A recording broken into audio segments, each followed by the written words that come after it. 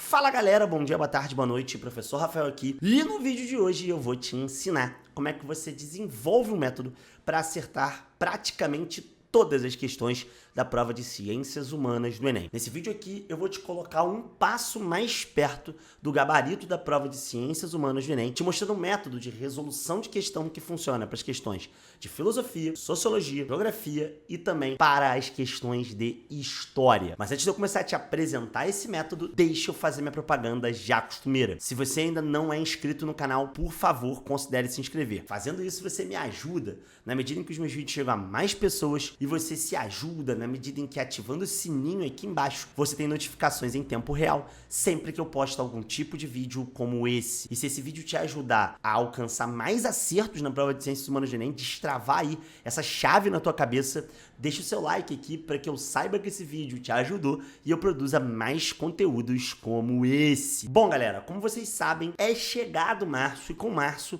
tem início o mês mundial de início da preparação para a prova de humanas do Enem, ou para a prova do Enem de uma maneira geral. Tendo isso em vista, vários de vocês têm me perguntado, tanto aqui nos comentários dos meus vídeos sobre Enem, como lá no Instagram, no @prof.rafael, técnicas de resolução que garantam para vocês o maior número de acertos na prova de humanas do Enem. Nesse sentido, eu decidi gravar esse vídeo aqui para abrir todas, absolutamente todas as estratégias de resolução que me levaram nos últimos 3 anos do Enem a alcançar a marca de mais de 40 acertos, chegando a conquistar ali 735 pontos na prova de Ciências Humanas do Enem. Então, se você quiser saber como é que você faz para chegar nesse patamar que eu tô, basta você entrar numa faculdade de História e se formar em História. Não, sacanagem, óbvio que não. Até porque a prova do Enem não é composta totalmente de questões de história. Mas basta você ficar comigo aqui até o final que eu vou te ensinar tudo na prática. E dessa vez eu vou rebater uma acusação que me fazem aqui em outros vídeos. Eu não vou utilizar questões de história para comprovar o meu ponto. Eu vou utilizar questões da componente mais difícil de humanas,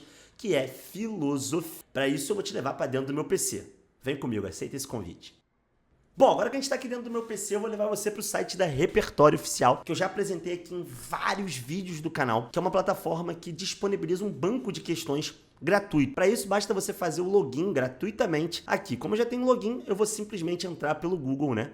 E pegar o e-mail de uma das escolas em que eu trabalho. Agora que a gente entrou aqui na plataforma, eu vou aqui para a lista de questões. Então eu vou botar aqui a disciplina, que é filosofia, e eu vou botar aqui, lógico, o vestibular do Enem, né, que já está até selecionado aqui, porque a gente vai fazer esse exemplo com questões do Enem, tá?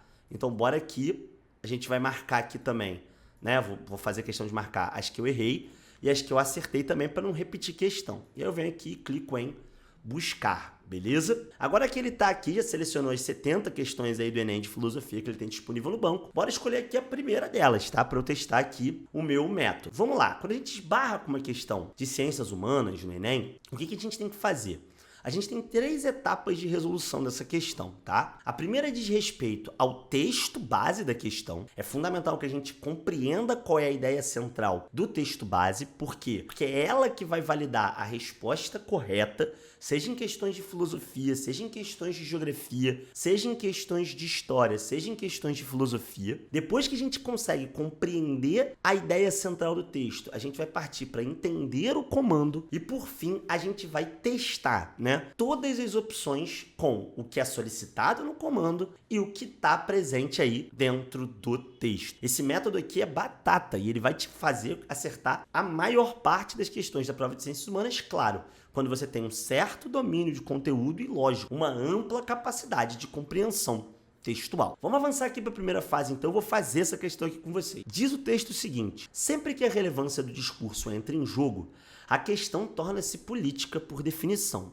pois é o discurso que faz do homem um ser político. Então, quando você termina aqui de ler uma frase, é sempre bom você grifar, e a plataforma que te dá essa opção, é sempre bom você grifar o ponto central dessa frase. Então, aqui o ponto central é que o discurso faz do homem um ser político. E aí ela vira e continua, né? E tudo que os homens fazem, sabem ou experimentam, só tem sentido na medida que pode ser discutido. Então, tudo que os homens fazem aqui, né, só pode de fato ter um sentido no mundo na medida em que a gente pode discutir sobre isso, né? Em que eu e você podemos conversar sobre isso que nós fizemos. Haverá, talvez, verdades que ficam além da linguagem e que podem ser de grande relevância para o homem singular.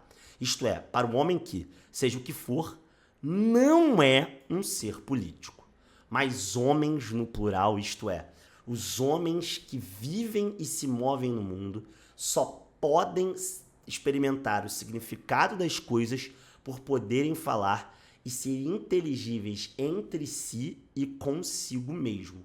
Então ele está dizendo aqui que os homens, eles só podem saber o significado das coisas, experimentar eles, entender o mundo ao seu redor, quando eles podem se fazer entender entre eles, né, e com eles mesmos. Então ela está falando aqui o seguinte, irmão, para que você exista neste mundo, você tem que estar em constante diálogo, em constante troca, em constante discussão com o outro. Perceba o que eu fiz aqui.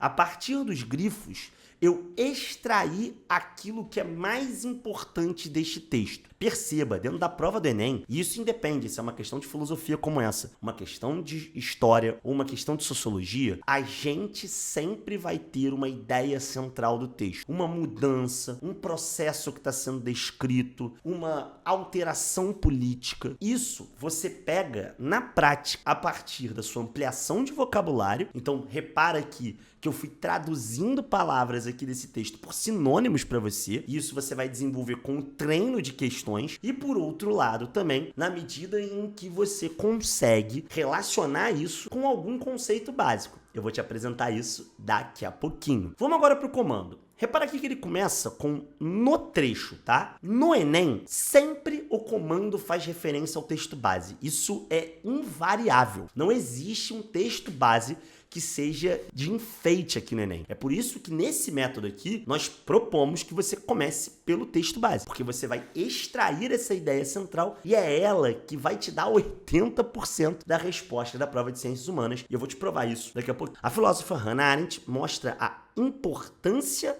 da linguagem no processo de. Então, qual que é a importância da linguagem para Hannah Arendt? Se liga. Antes de você avançar aqui para as opções, nesse momento você já tem que ser capaz de construir a relação entre o que está sendo pedido, ou seja, a importância da linguagem em um determinado processo, e o que está sendo descrito no texto. Responde para mim, pausa o vídeo agora. Em qual processo a linguagem ela é importante aqui para Hannah Arendt?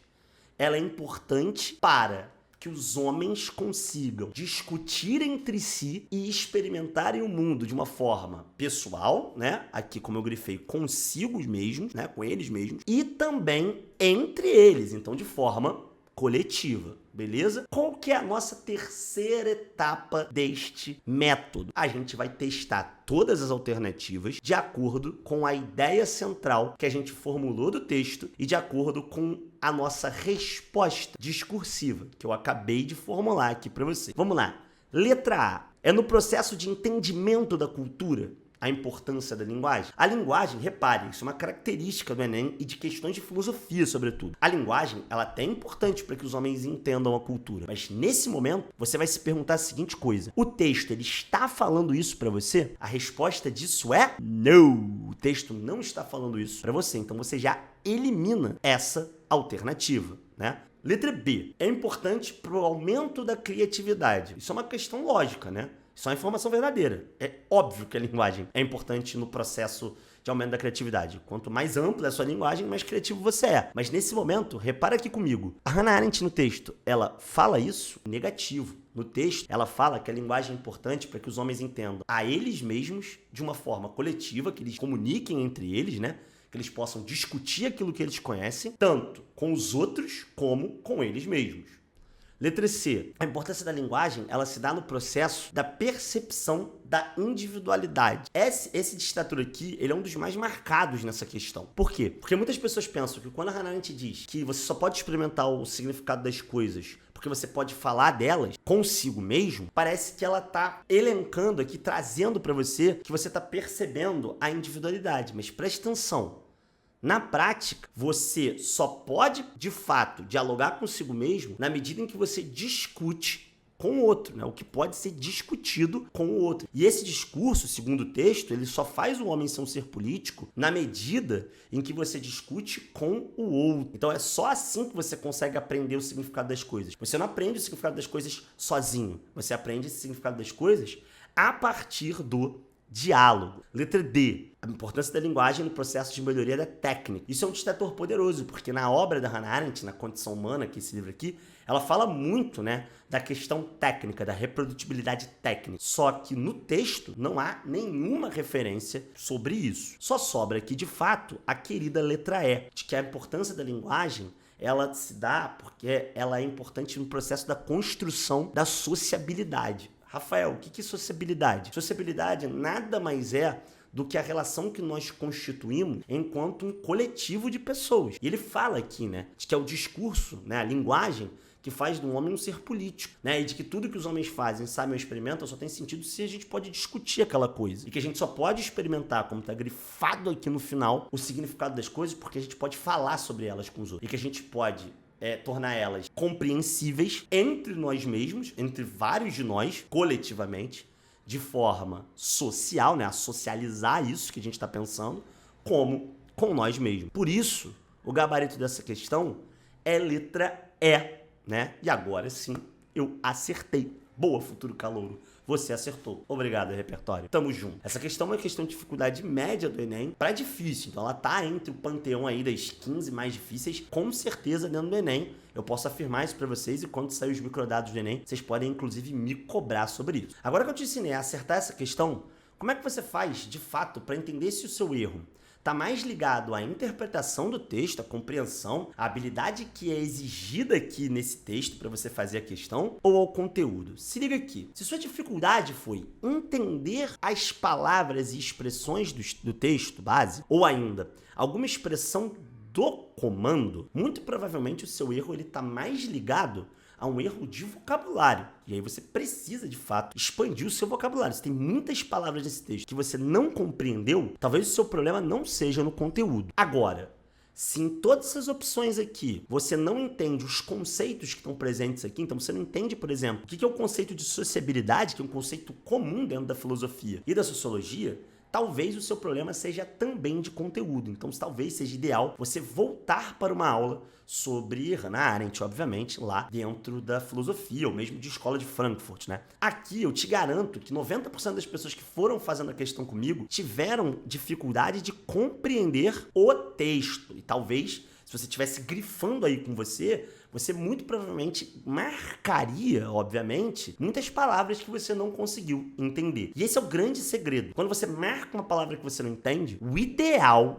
mesmo, é que você pesquise na internet, no Google, o que significa essa palavra. Então, por exemplo, se você não sabe o que é, por exemplo, relevância, depois de corrigir essa questão, o ideal é você vir aqui e pesquisar no Google por relevância. Então, qualidade de alguma coisa relevante, parte protuberante, superfície lisa, né? Aquilo que se destaca em escala comparativa de valores, aquilo que é importante, beleza? Faça isso em todas as questões que você fizer e, porventura, em todas as palavras e conceitos, obviamente, que você esbarrar. Assim você amplia o seu vocabulário e é capaz de ler um texto desse sem precisar de ajuda de ninguém.